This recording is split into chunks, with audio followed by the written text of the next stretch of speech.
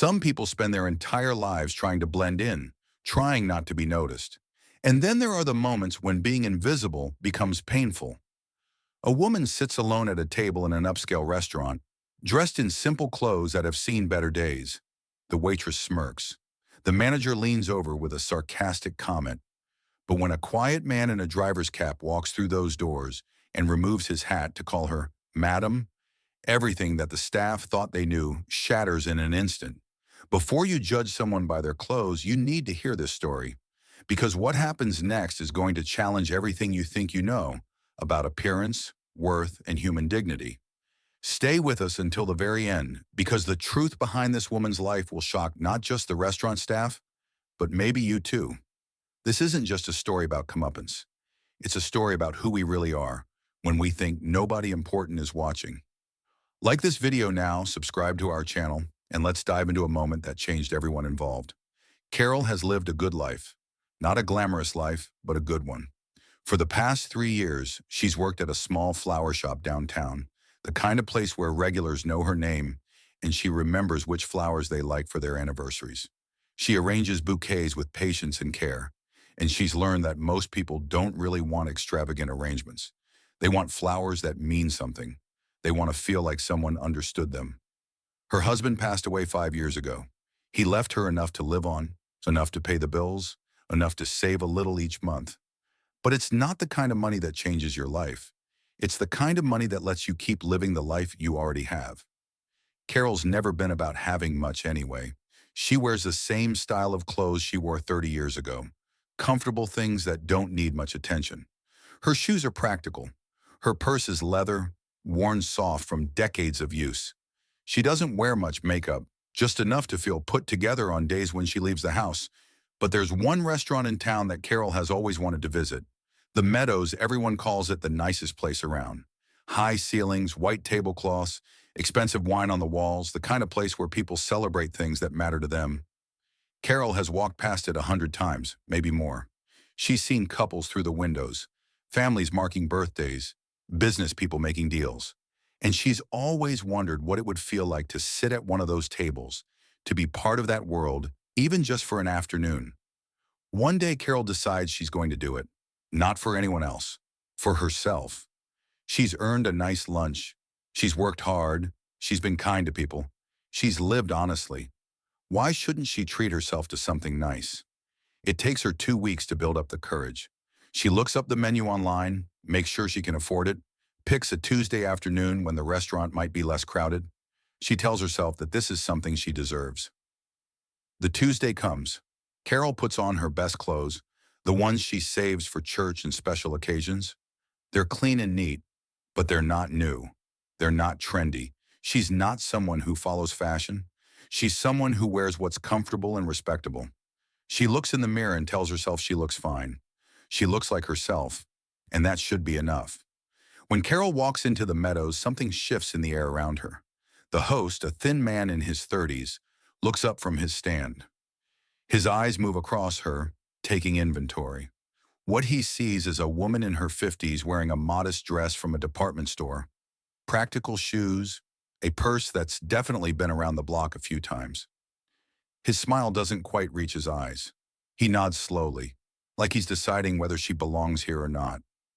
And Carol already knows what he's decided.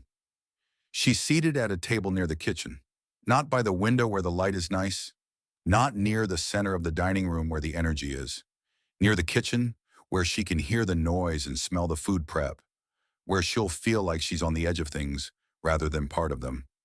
Carol doesn't complain. She sits down, picks up the menu, and tells herself that this is fine. She's here. She's actually here. The waitress arrives about 5 minutes later. Her name tag says Brittany, and she's probably in her mid-20s, pretty in that polished way that comes from makeup and confidence. She doesn't really look at Carol when she approaches the table. She looks at her phone first, then her nails, then finally the woman sitting in front of her. And when she does look, Carol can see the assessment happening in real time. The mental calculation, the decision that this customer won't be spending much money. Brittany's voice is pleasant enough, the kind of pleasant that's actually just polite theater. She recites the specials like she's reading a shopping list. never making eye contact, never slowing down. Carol tries to ask a question about one of the dishes, but Brittany is already moving toward the kitchen before the words are fully out. Carol feels something heavy settle in her chest. This is not going the way she imagined. When Brittany comes back with water, she places the glasses down quickly, efficiently, without any of the warmth that Carol has watched this restaurant's staff show to other tables. A couple 2 tables over was greeted with genuine smiles and interest. An older gentleman in an expensive suit gets asked about his day. But for Carol, it's all efficiency. It's all the bare minimum. Brittany takes her order and Carol chooses carefully. She picks a soup and salad, items that are reasonably priced, nothing that will make her feel like she's taking advantage. Brittany writes it down and disappears. While she waits for her food, Carol notices something. The staff keeps glancing over at her. Not the kind of glance that checks on a customer's comfort. The kind of glance that's looking for something to judge. She sees a server whisper something to another server, both of them looking her way. She hears what might be a laugh, though it's cut short when they notice she's looking in their direction. Carol pretends not to notice. She adjusts her napkin.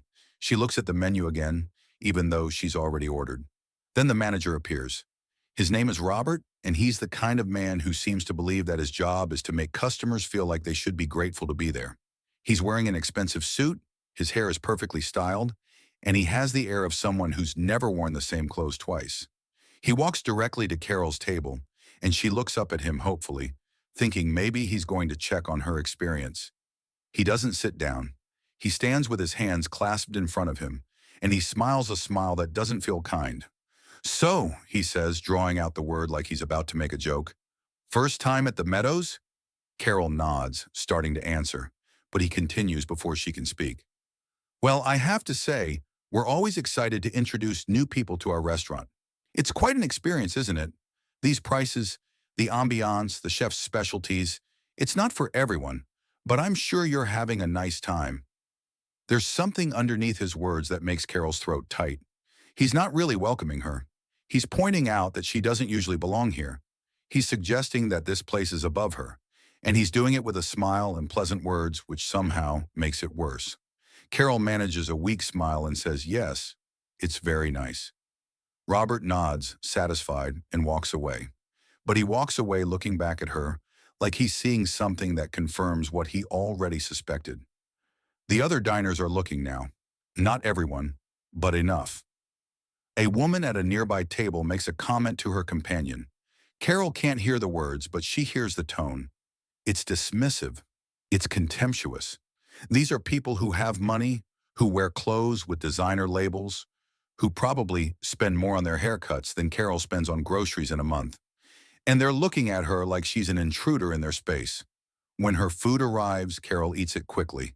The soup is good, the salad is fresh, but she barely tastes it. She just wants to get through this, pay for her meal, and leave. This was a mistake. She knew it was a mistake the moment she walked through the door. She just didn't want to admit it. She wanted to believe that she could come here and have a nice experience, that she could treat herself without feeling ashamed. But shame is all she feels now. Carol is almost finished with her salad when she overhears something that makes her hands go still. At the server station, near enough that she can hear, but probably far enough that they think she can't, Robert is talking to Brittany and another staff member. "Just watch her," he says quietly, his voice dripping with something ugly. "Watch that she doesn't pocket the silverware or anything. You know how these people are." One of the servers laughs, actually laughs, like the idea of Carol stealing from them is funny because of who she is, what she looks like, where she comes from. Carol sets down her fork. Her hands are shaking slightly and she clasps them together under the table. She feels something break inside her, something she's been holding together all afternoon. It's not anger exactly. It's deeper than anger. It's the sharp, specific pain of having someone see you, really look at you, and decide that you're not worth treating with basic decency.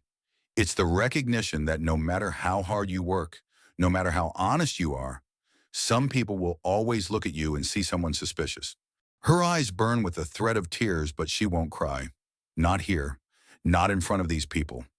She reaches for her water glass, takes a sip, and forces herself to breathe. She's paid for this meal, She has the right to be here. These thoughts feel important, like lifelines she needs to hold on to, but they don't make the pain any smaller. The waitress appears again with the check. Brittany places it on the table with a thud, like she's ending a transaction rather than concluding a dining experience.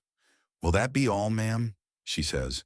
And Carol hears the mockery in the word ma'am. It's like she's putting quotation marks around it, like she's suggesting that this simple woman doesn't deserve even that basic courtesy.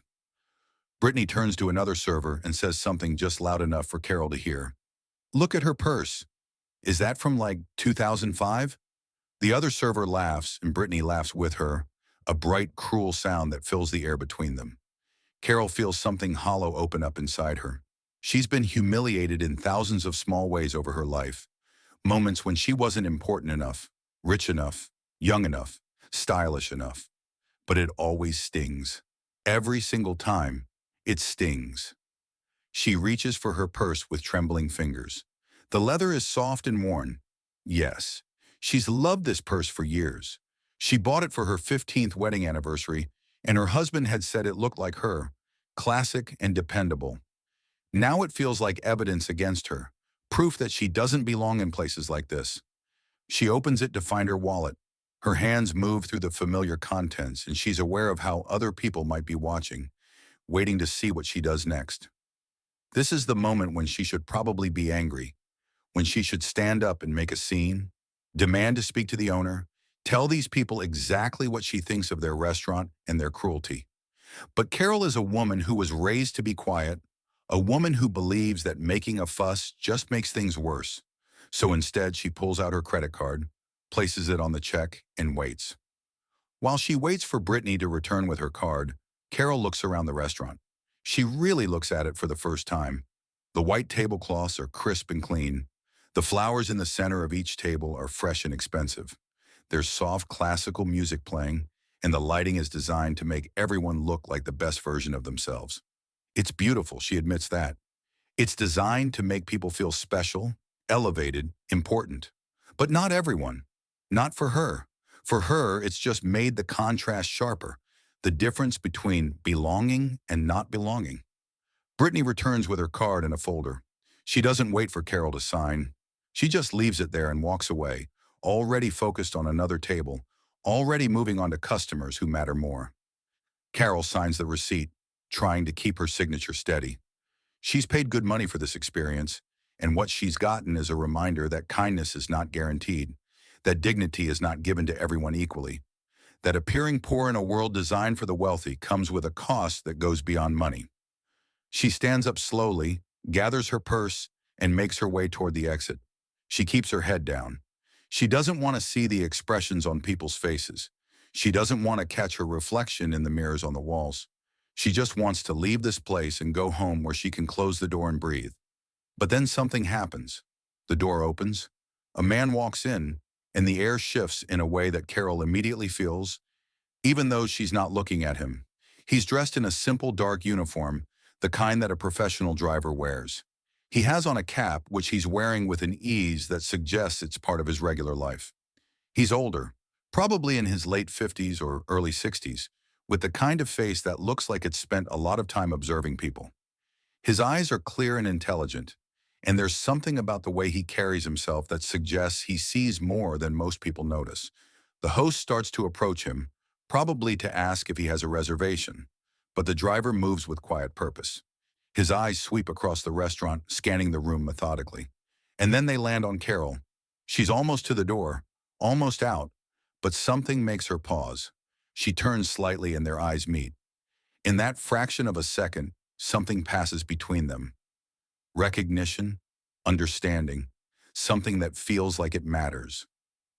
The driver starts walking toward her table, not toward the host, not toward the dining room, directly toward Carol. The staff notices immediately. Conversations pause. Brittany steps forward with that practiced restaurant smile, ready to redirect him, ready to explain that you can't just walk around the restaurant, that there's a proper way to do things. The driver raises one hand, just slightly, and Brittany stops. He doesn't say anything to her. He just looks at her with a gaze so calm and steady that she seems to understand that she should step aside. Then he looks back at Carol. He reaches up and removes his cap, holding it respectfully in his hands. He approaches her the way you approach someone important, someone worth making the effort for. And he says words that will echo through this entire establishment for days to come. "Madam," he says, and the word sounds nothing like the mockery it received from Brittany. It sounds like genuine respect. It sounds like recognition. "Good afternoon. Your car is ready whenever you are." Carol's breath catches. She has no car here. She drove herself in a 10-year-old Honda that she parked in the back lot. But she understands somehow what's happening. This man is offering her something. He's offering her a way out with dignity. He's offering her a narrative where she's not leaving because she was humiliated. She's leaving because she was being picked up, because someone was here to serve her, because she matters. She nods slowly, unable to quite speak. The driver gently takes her elbow and they walk together toward the door. She can feel every eye in the restaurant following them. Robert's face has gone pale. He's probably already realizing that he made a mistake, that something is not what it seemed. Brittany's smirk has vanished completely, replaced with confusion and something that might be dawning realization that she's done something wrong. As they walk through the dining room, the driver keeps his hand gently at Carol's elbow. He doesn't hurry her. He doesn't make it seem like they're fleeing. They walk at a normal pace with a dignity that makes it look like this is exactly how every successful evening ends. When they reach the door, the host actually steps forward to open it for them, as if he's suddenly remembered his job, as if he's suddenly understood that he's been treating a customer poorly. Outside, the evening air feels cool and clean. The driver leads Carol to a sleek black sedan, the kind of car that costs more than Carol's annual salary. He opens the passenger door for her with practiced courtesy, the same courtesy he would show to a queen. Carol sits down slowly, and he closes the door gently. Then he comes around to the driver's side, gets in, and for a moment, neither of them speaks. "I need to understand what just happened," Carol finally says quietly. "I don't know you. I don't have a car waiting. I drove myself here." The driver glances over at her, and there's kindness in his expression. "Mrs. Carroll," he says, and her eyes widen because this man knows her name. "Your daughter called me an hour ago. She said her mother was having lunch not far from my current location and that she was worried about you being out alone. Your daughter has always been thoughtful like that. She wanted to make sure you got home safely." Carol's hands go to her face. Her daughter, of course. Her daughter works as the CFO of a major construction company in town.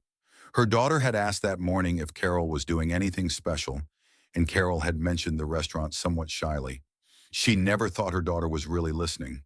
She never thought it would lead to this. The driver continues, his voice steady and calm. "I've been driving for your family for 15 years now. I drive for your son-in-law's firm. I pick up executives, clients, important people all day long. I've driven your daughter to countless meetings. I know who she is because I see her character in how she treats the people who work for her. And I can see her in you, in the kindness in your face." Carol feels tears starting to fall now, but they're different tears. They're tears of being seen, really seen, in a way that reminds her of who she actually is, not who those people in the restaurant thought she was. The driver adds, "I came in there tonight because I wanted those people to understand something. I wanted them to see someone they were treating poorly, suddenly treated with respect. Not because that woman deserved it more than she did 5 minutes ago, but because she always deserved it. She just deserved to be reminded." The next day, Robert calls. He's frantic. Apparently, after Carol and the driver left, the restaurant staff immediately started piecing things together. Brittany asked a regular customer if she knew who the woman was. The customer didn't, but she knew someone who did. Someone who recognized Carol from a charity gala that her daughter's company had hosted 6 months ago. Someone had a photo from the event, and that photo made its way to Robert's phone. In it, Carol is dressed in an elegant gown, and she's standing next to a city councilman, next to a major property developer, next to people who matter in this town. Suddenly, Robert understands. The simple woman in the worn purse and the modest dress is the mother of the town's rising businesswoman. She's part of a family that has influence. She's part of a network that includes people who could make or break a restaurant's reputation. Robert is terrified. He's already fired Brittany. He's already put Brittany on some kind of list, though Carol isn't sure what that means exactly. He offers Carol a full refund, which she refuses. He offers her a gift card for a free meal, which she politely declines. When Robert asks what he can do to make things right, Carol thinks for a moment. She thinks about what would actually make a difference. And then she tells him something simple but important. Treat everyone the way you treated me after you found out who I was.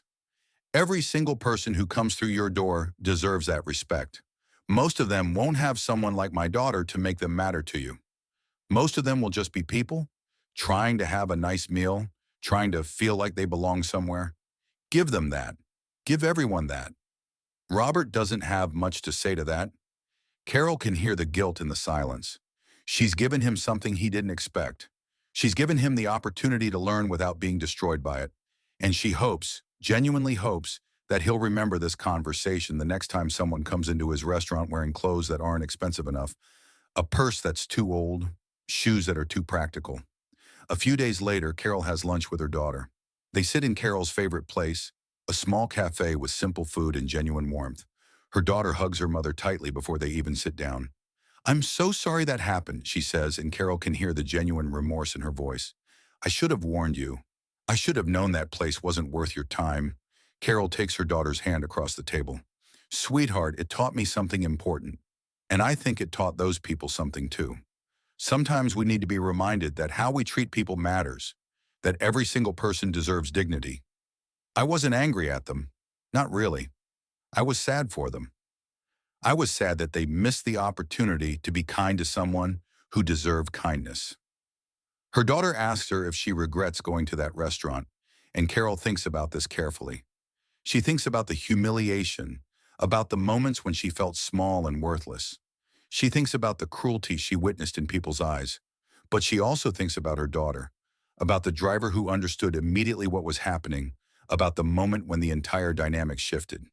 "No," Carol says finally, "I don't regret it, because it reminded me of something I need to remember more often. It reminded me that my worth doesn't come from where I eat or what I wear or how much money I have. My worth comes from who I am, and that's something that nobody can take from me, no matter how much they try to make me feel small."